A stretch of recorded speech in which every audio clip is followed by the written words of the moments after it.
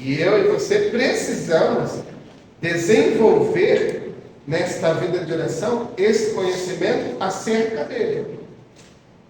Eu vou entendendo, compreendendo a sua voz, assimilando a forma como ele lida comigo e eu lido com ele. Eu vou me descobrindo nele e ir aprendendo com ele.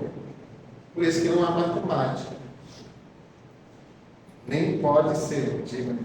Você fala que uma cartilha no sentido das repetições vãs, de seguir passo a passo de oração, né?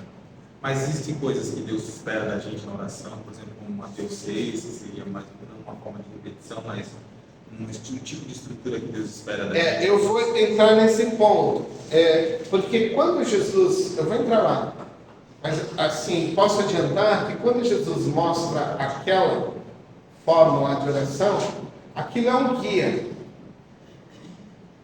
princípios que você poderá usar na oração.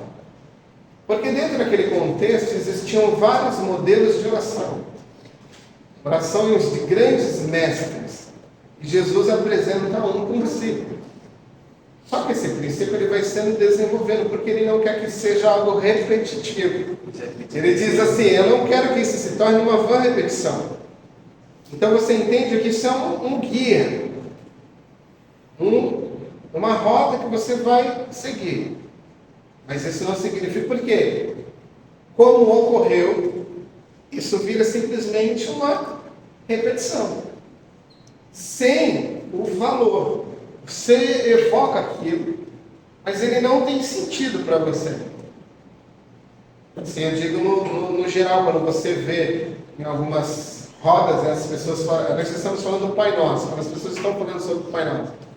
Isso às vezes é só uma fala, uma repetição. O sentido daquilo não existe.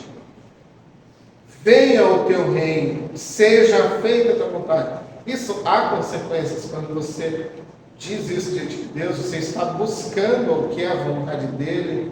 Você está desejando o seu reino sobre você, o reinado dele, o seu governo sendo ampliado pela proclamação do Evangelho. O seu reino físico, você está desejando que ele estabeleça definitivamente o seu reino, destruindo todos os seus inimigos, estabelecendo um tempo de paz ou o processo da vida eterna, do reino eterno. Você está desejando essas coisas. Então, isso são guias, são caminhos que você segue. Isso a gente pode fazer, até, por exemplo, até com salmos. Nós tínhamos aqui, compartilhei muito tempo atrás, nós estávamos na meus olhos, uma leitura dos Salmos, onde você pode pegar princípios dos Salmos e a partir deles iniciar a sua conversa com Deus. Você pega lá um trecho do Salmo, de eternidade, eternidade, tu és Deus. Então você começa, Senhor, a tua palavra diz de eternidade, eternidade, tu és Deus, como é bom saber que és um Deus eterno. Você desembrulha o pacote, entendeu? Mas aquilo é como um guia. Você pega aquele trecho e você começa a expressar diante de Deus o teu próprio sentimento em adoração, em louvor a Ele. Você não está somente repetindo as frases do salmista. Até porque os salmos não pertencem aos salmistas. Em duplo sentido aqui. Porque você se apropria daquelas palavras como se fossem suas. O salmo, ele é tão pessoal, ele se torna tão próximo do meu e do teu coração, e quando você clama, ora, um salmo, você parece que está dizendo que ele é seu. Assim, é da minha autoria. Não é. Mas assim, é tão pessoal, ele é tão pessoal, ele é tão cheio de pessoalidade, né? E você fala, cara, eu me identifico tanto com esse camarada, eu estou numa situação muito semelhante a dele. E o que ele falou aqui é meu também. Eu vou aplicar isso na minha vida, eu vou colocar isso dentro de Deus. E você toma o salmo como se fosse seu. E é assim que funciona. Não tem uma cartilha, tá? Isso é um relacionamento. Então, à medida que o tempo vai passando e você vai se relacionando com Deus, Ele vai se relacionando com você. À medida que Ele vai percebendo que é amado por você, Ele vai abrir também um leque de um amor profundo por você, que você não consegue enxergar em outro lugar a não ser nele.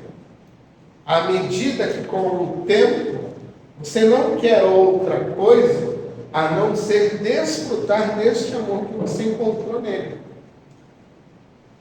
E isso você só... Por que eu estou dizendo, gente? É uma matemática. Porque isso você só descobre fazendo.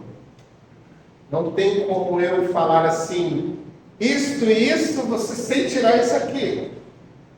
É tão pessoal e tão íntimo que só você praticando isso é que você vai perceber. O amor, os momentos, os impactos deste relacionamento com ele, a presença dele vai tomando aquele lugar, aquele ambiente, aquela caminhada. E aí, como não tem uma cartinha, isso pode ocorrer em qualquer lugar. Outro dia eu estava fazendo uma caminhada na praia, estava ali orando, e daqui um pouco, meu irmão, como diz o Salinas, quando ele vem, aí, filhão, não tem ambiente certo. Aí estava lá eu lá.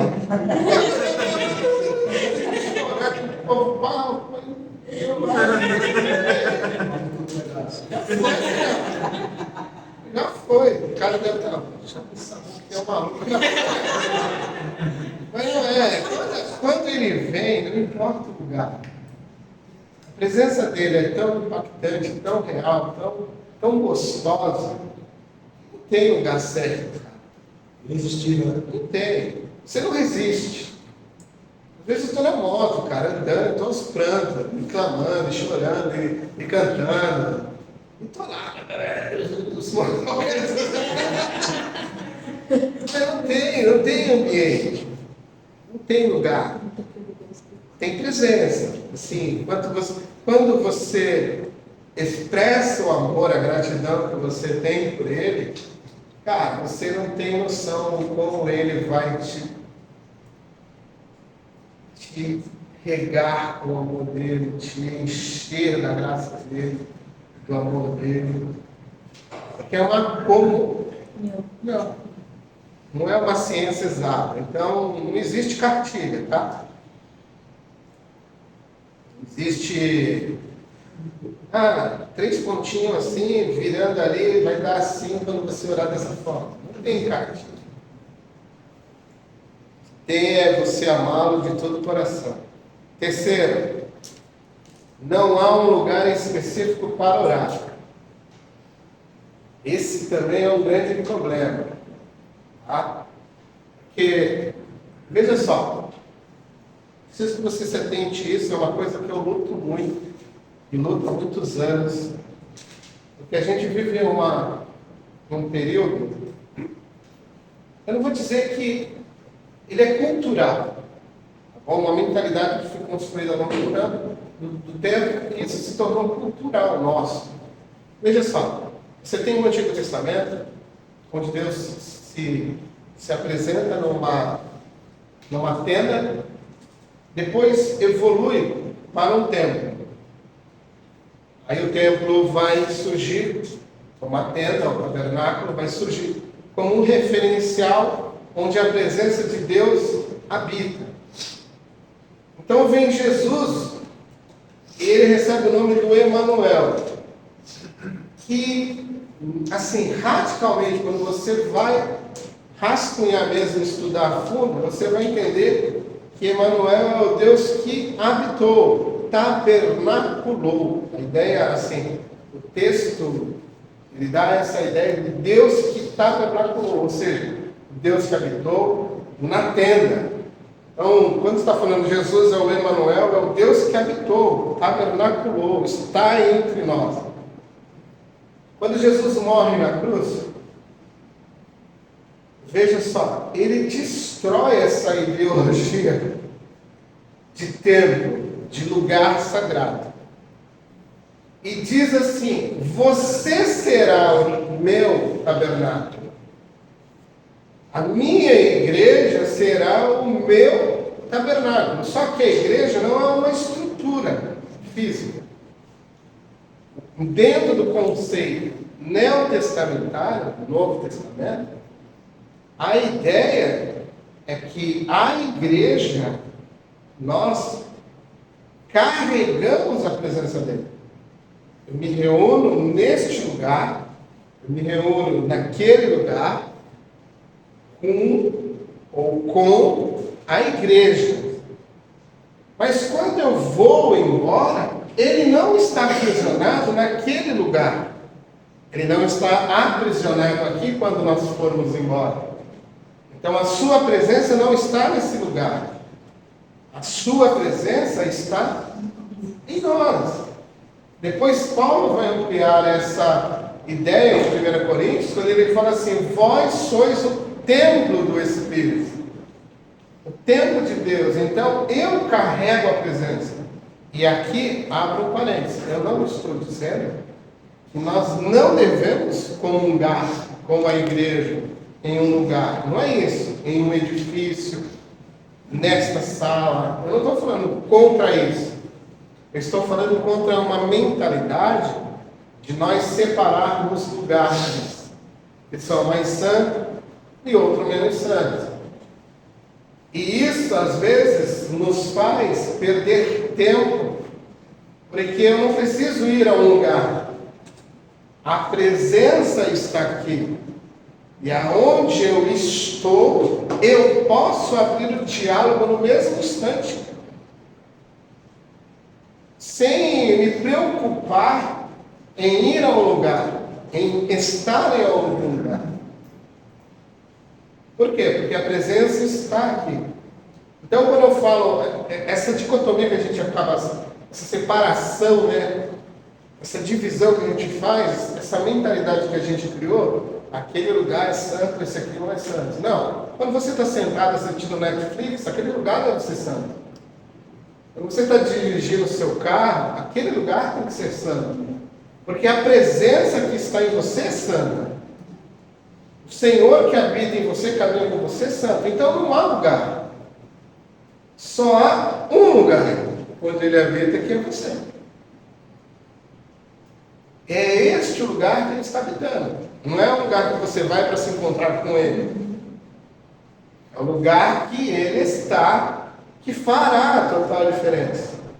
Então, você está no trabalho, está tendo um dia péssimo, abre o diálogo. Senhor, hoje o dia está complicado. Viu como a minha chefe me tratou? Viu como as minhas vendas estão baixas? Viu como eu não consegui evoluir nesse programa que me deram para exercitar aqui? Ó, não consigo entregar esse projeto. Estou travado. Senhor, me ajuda. Está lavando a loucinha lá, Senhor, olha lá meus filhos, olha lá minhas filhas. Cuida bem do meu esposo. Eu não preciso de um lugar, eu sou o lugar. Você é esse lugar. Não há dimensão espacial de tempo, de lugar físico. Ele está lá. Não há um lugar, nunca foi, nunca mais será um lugar. É em todo lugar em que você está, Ele está. Lógico que temos que pontuar que talvez você pense aí em uma objeção, mas espera lá. Jesus disse que eu devo entrar no quarto e fechar uma porta. Então há um lugar especial, sim. Deve estar equivocado.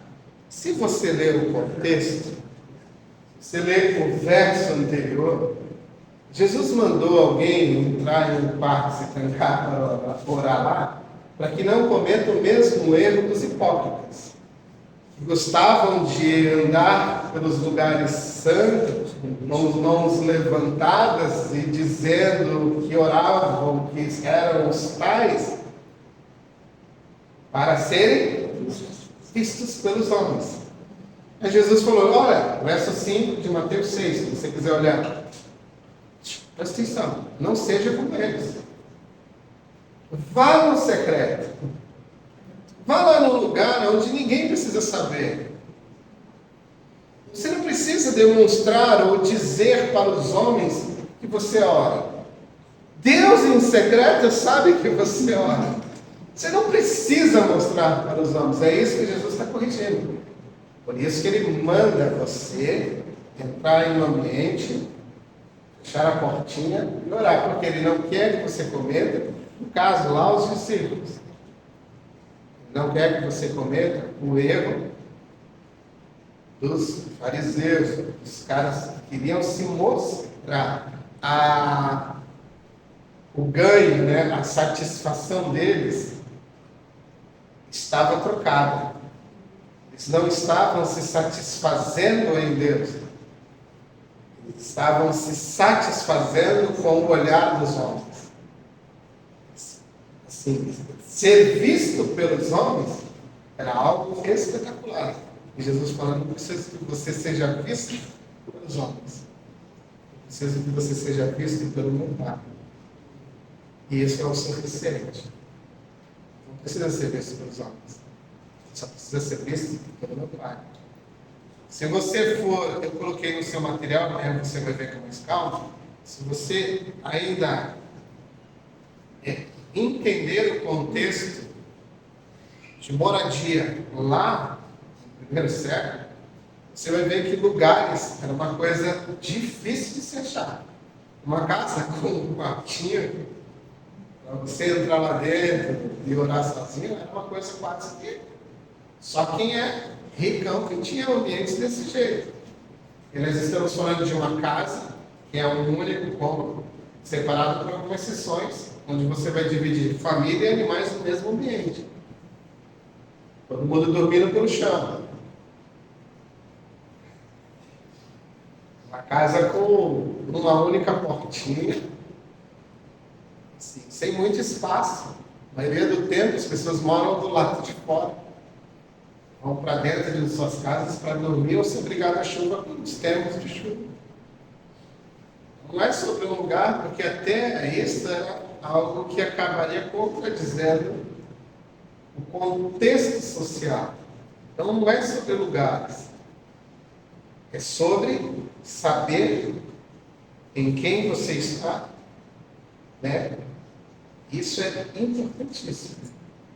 Não há espaço, tempo físico, não há nada que te separe dele.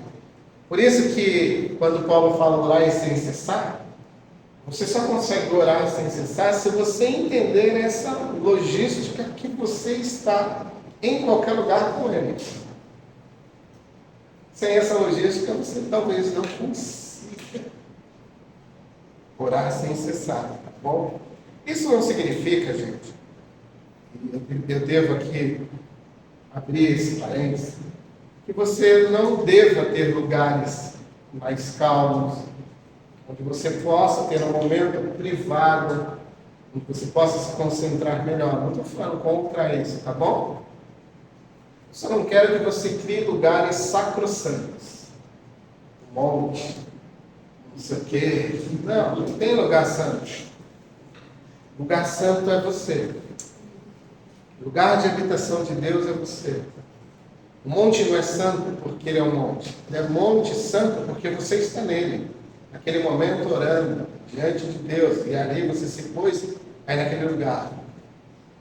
Eu vejo um contexto religioso onde as pessoas falavam para mim assim: você não pode subir no monte porque você ainda é muito novinho na fé.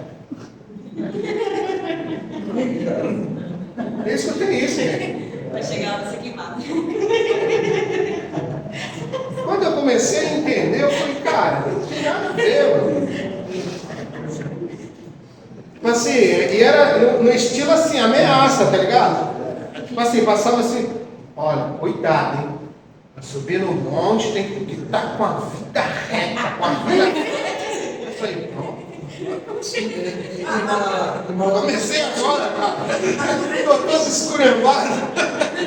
Nem vou colocar o meu dedinho lá no. O fogo vai vir. Igual no monte não pode subir mais, não tem bola. Tá entendendo? Mas são essas culturas que nos são apresentadas ao longo da vida cristã, que muitas vezes você, sem perceber, você comete essas gafas. Você passa essas vergonhas, porque você acha que aqueles lugares são santos. Não, santo é a sua vida. Você é a habitação de Deus, você é a morada de Deus, santificado pelo poder do sangue de Jesus, pela morte de Jesus, pela ressurreição de Jesus. É isso que te torna santo, é isso que me torna santo, é isso que me torna alguém, ou me dá a possibilidade de me apresentar diante de Deus.